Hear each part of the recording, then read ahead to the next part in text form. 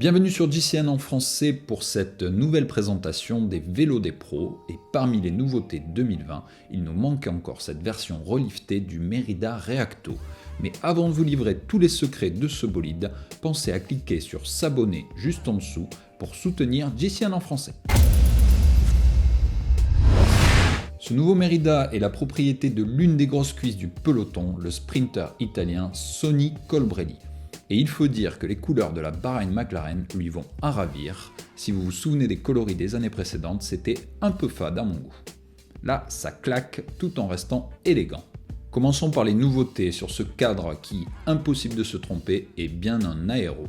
Il propose comme d'autres modèles avant lui cette année une intégration totale des câbles et un nouveau design encore plus profilé. On notera par exemple une toute nouvelle fourche, plus large que la précédente. Passons au poste de pilotage, toujours de la marque Vision, il s'agit du Metron 5D ACR, ici avec une potence de 110 mm et un cintre de 42 cm qui accueille les sprint shifters, idéal pour tomber la dernière dent en plein effort. A noter l'intégration parfaite là aussi du connecteur DI2 à l'intérieur du cintre. Enfin, une guidoline orange aux couleurs dégradées de ce cadre complète de la plus belle des manières cet ensemble. Ce vélo est donc totalement équipé du groupe Shimano Dura-Ace DI2. Le pédalier présente des manivelles en 172.5 classiques pour un sprinter. Le tout complété de pédales Dura-Ace elles aussi et du capteur de puissance de la marque visible à l'intérieur du grand plateau. Plateau justement qui offre ici une combinaison standard avec un 53-39. Du côté de la cassette, rien d'original non plus avec une combinaison 11 à 30 dents. Les freins à disque Dura-Ace n'offrent pas plus de surprise avec un disque de 140 mm à l'arrière et 160 à l'avant. La selle quant à elle est une Prologo NAC, modèle assez répandu chez les pros.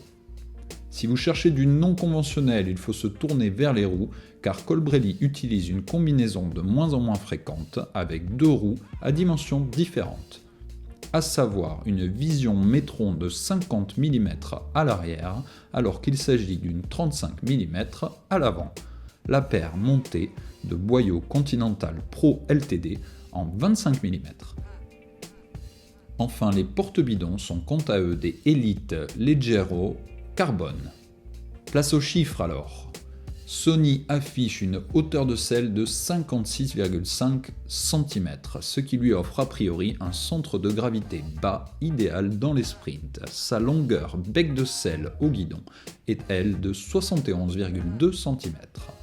Enfin, le poids annoncé de cette machine est de 7,4 kg dans les normes pour un aéro.